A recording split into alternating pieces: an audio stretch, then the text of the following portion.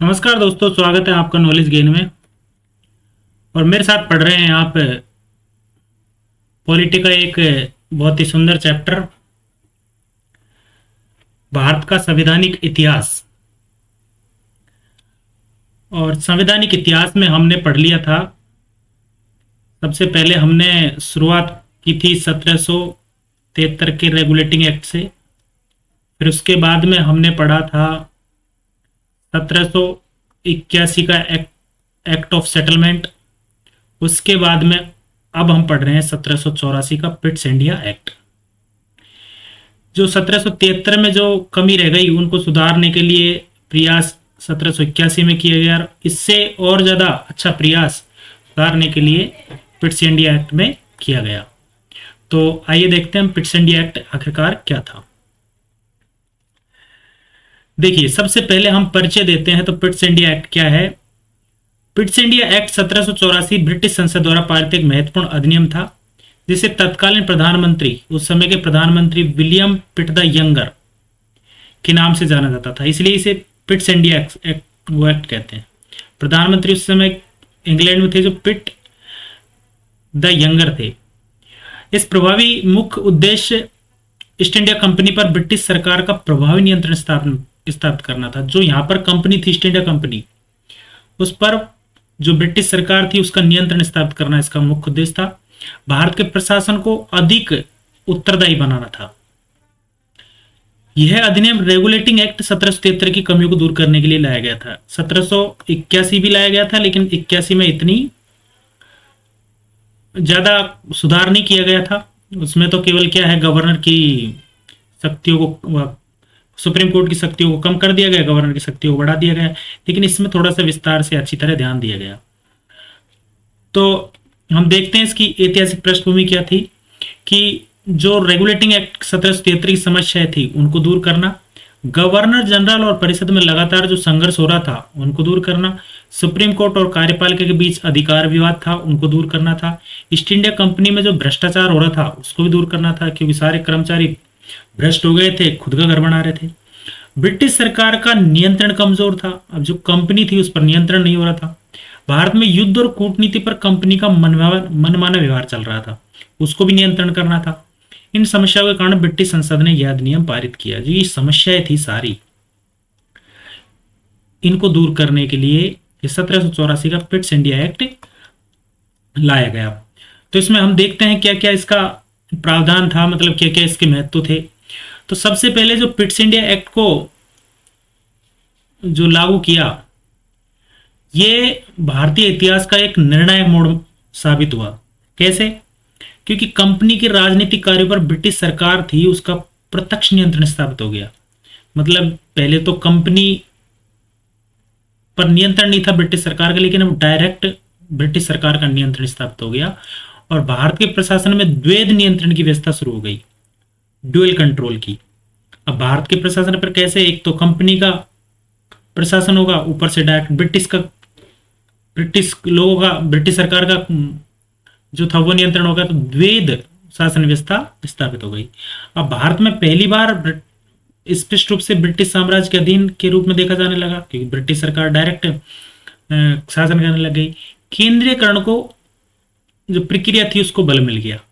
और भविष्य के जो संवैधानिक विकास थे 1813 का था, 1833 का था, 1853 आदि की आधारशिला यहीं से ही रखी हुई हमें मिलती है।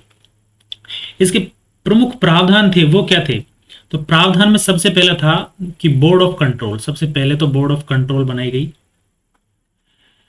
जिसमें 6 सदस्यों को बोर्ड ऑफ कंट्रोल बनाया गया। इसमें 6 सदस्य बना दिए गए। इसमें ब्रिटिश मंत्रिमंडल के सदस्य शामिल हो सकते थे। यह भारत के राजनीतिक, सैन्य और राजस्व मामलों की निगरानी करता था। राजनीतिक मामलों की, सैन्य मामलों की, राजस्व मामलों की निगरानी करता था। यह प्रावधान ब्रिटिश सरकार को वास्तविक नियंत्रण देता था। कहने का मतलब जो बोर्ड ऑफ कंट्रोल था वो डायरेक्ट ब्रिटिश सरकार की कंपनी पर नियंत्रण था। अगला जो प्रावधान था वो था कोर्ट ऑफ डायरेक्टर्स का बना रहा। अब ये तो कोर्ट ऑफ डायरेक्टर्स तो पहले भी थे कंपनी के। ईस्ट इंडिया कंपनी का कोर्ट ऑफ डायरेक्टर्स था, ये ध्यान रखना। कोर्ट ऑफ डायरेक्टर कंपनी का, कोर्ट ऑफ कंट्रोल वो था ब्रिटिश सरकार का। यह व्यापारिक और प्रशासनिक कार्य देखता था। व्यापारिक और प्रशासनिक कार्य देखता था। और राजस्व कार्य, राजनीतिक कार्य वो बोर्ड ऑफ कंट्रोल देखता था। लेकिन इसके निर्णय बोर्ड ऑफ कंट्रोल की निगरानी में थे। अच्छा, इसके भी जो निर्णय थे वो किसकी निगरानी थी? बोर्ड ऑफ कंट्रोल, मतलब ब्रिटिश सरकार की निगरानी में इसके जो भी निर्णय थे वो होते थे।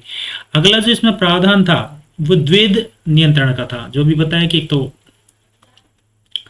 ब्रिटिश सरकार का, एक कंपनी का। तो ब्रिटिश सरकार का जो था वो तो बोर्ड ऑफ कंट्रोल था, जिसमें राजनीतिक और सैन्य नियंत्रण था, और कोर्ट ऑफ डायरेक्टर था, वो व्यापारिक और प्रशासनिक कार्य देखता था। ये तो था कंपनी का, ये था कंपनी का, और ये था जो ये ईस्ट इंडिया कंपनी का था, सॉरी ये गवर्नमेंट का था। इसके बाद में जो अगला जो प्रावधान था वो गवर्नर जनरल की स्थिति को मजबूत करना था।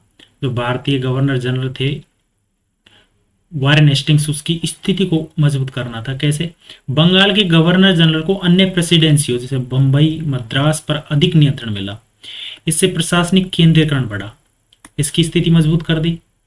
अगला जो प्रावधान वो युद्ध और संधि पर नियंत्रण था। जिस कंपनी ब्रिटिश सरकार की अनुमति के युद्ध या संधि नहीं कर सकती थी, मतलब जो भी कंपनी युद्ध करेगी या जीतेगी, कुछ भी संधि करेगी, वो ब्रिटिश सरकार से पहले अनुमति लेगी, उसके बाद ही कोई निर्णय लेगी। उसके बाद में इससे भारत की विदेश नीति पर ब्रिटिश सरकार का नियंत्रण स्थापित हुआ। अब विदेश नीति, जो भारत की विदेश नीति थी, उस पर ब्रिटिश सरकार नियंत्रण हो गया, क्योंकि कोई संधि नहीं हो रही, कोई समझौता नहीं हो रहा उसकी अनुमति के बिना, तो विदेश नीति और ब्रिटिश सरकार का नियंत्रण स्थापित हो गया। अच्छा, इसकी विशेषताएं क्या थी? तो इसकी विशेषताओं में हम देखते हैं कि कंपनी और क्राउन दोनों को संयुक्त व्यवस्था मिली। राजनीतिक और व्यापारिक कार्यों का पृथक्करण हो गया, क्योंकि राजनीतिक कार्य ब्रिटिश संसद द्वारा स्थापित हो गए, इसको बोर्ड ऑफ कंट्रोल कहते हैं। व्यापारिक कार्य कंपनी के द्वारा होने लगा। केंद्रीकृत प्रशासन हो गया, ब्रिटिश संसद की सर्वोच्चता को स्वीकृति मिल गई। अब इसमें कंपनी का शासन इतना नहीं होता था जितना कितना होता था ब्रिटिश का, मतलब ब्रिटिश भी जो सरकार थी वो कंपनी पर डायरेक्ट अंकुश करने लग गई। तो इसे अधिनियम की विशेषताएं थी। अच्छा, इस अधिनियम में कुछ कमियां भी रह गई। तो कमियां हम क्या क्या देखते हैं, इसकी क्रिटिसिज्म क्या है कि वेद नियंत्रण था जो अस्पष्ट था। बोर्ड ऑफ कंट्रोल और बोर्ड ऑफ डायरेक्टर्स के अधिकार स्पष्ट नहीं थे कि इनको क्या क्या अधिकार थे, तो इससे प्रशासनिक भ्रम उत्पन्न हुआ। कंपनी पूरी तरह से समाप्त नहीं हुई, क्योंकि ब्रिटिश सरकार ने आधिपत्य तो बनाया लेकिन कंपनी को पूरी तरह समाप्त नहीं किया। कंपनी का व्यापारिक अस्तित्व बना रहा, इसलिए भ्रष्टाचार और निजी हित पूरी तरह समाप्त नहीं हुई, फिर भी भ्रष्टाचार बना रहा। भारतीय प्रतिनिधित्व का अभाव था, भारत को तो इसमें स्थान ही नहीं मिला भारतीयों को, तो क्योंकि वो तो अपने हित साधने के लिए थे। किसी भी भारतीय को प्रशासनिक निर्णय में स्थान नहीं मिला। शासन पूरी तरह ब्रिटिश हितों पर आधारित था। उत्तरदायित्व की समस्या थी, वास्तविक शक्ति किसके पास है यह कई बार अस्पष्ट रहता था। असफलता के लिए जिम्मेदारी तय करना कठिन था। संसद का अप्रत्यक्ष नियंत्रण बना रहा, संसद ने सीधे शासन नहीं संभाला, बोर्ड ऑफ कंट्रोल के माध्यम से था, इसलिए पूर्ण सरकारी प्रशासन अभी भी स्थापित नहीं हुआ और अकाउंटेबिलिटी की अभी भी कमी रही। अच्छा, हम देखते हैं कि 1773 और 1784 का जो तुलनात्मक यदि अध्ययन करें तो दोनों में क्या फर्क था। तो सबसे पहले तो आधार, इसका आधार रेगुलेटिंग एक्ट 1773 और इसका ब्रिटिश इंडिया एक्ट 1784। तो मुख्य उद्देश्य क्या था? 1773 में था कंपनी को नियंत्रित करना और 1784 में ब्रिटिश सरकार का नियंत्रण स्थापित करना कंपनी पर। इसके अलावा सरकारी नियंत्रण रेगुलेटिंग एक्ट तक तो सीमित था, लेकिन ब्रिटिश इंडिया एक्ट में अधिक प्रभावी हो गया। नई संस्था इसमें कोई नहीं बनाई, लेकिन इसमें बोर्ड ऑफ कंट्रोल बना दिया। केंद्रीकरण प्रारंभ में नहीं था, लेकिन इसमें अधिक मजबूत हो गया। तो ये इन दोनों में मेन अंतर था 1784 के ब्रिटिश इंडिया एक्ट में, 1784 के ब्रिटिश इंडिया एक्ट में। तो इस प्रकार से इसमें 1784 के जो ब्रिटिश इंडिया एक्ट था वो इसको नियंत्रण स्थापित करने के लिए, और जो 1773 और 1781 का एक्ट ऑफ सेटलमेंट था उसको सुधारने के लिए 1784 का ब्रिटिश इंडिया एक्ट लाया गया। तो आशा करता हूँ। और इसके बाद में जो 1784 के बाद फिर 1786 का एक्ट लाया गया, इसमें भी कुछ कमियां थी और सुधार स्थापित करना था, और भारतीयों पर या कंपनी पर, ब्रिटिश से ईस्ट इंडिया कंपनी पर और नियंत्रण स्थापित करने के लिए और सुधार करने के लिए फिर से एक नया एक्ट लाया गया 1786। उसको हम अगली वीडियो पर देखेंगे। और तब तक के लिए आप बने रहिएगा। हमारी इस वीडियो को लाइक, शेयर और सब्सक्राइब करिएगा। यदि आपको पसंद आई हो तो कमेंट बॉक्स में भी ज़रूर बताइएगा। तब तक के लिए बने रहिएगा। हंसते रहिए, मस्त रहिए, स्वस्थ रहिए। धन्यवाद।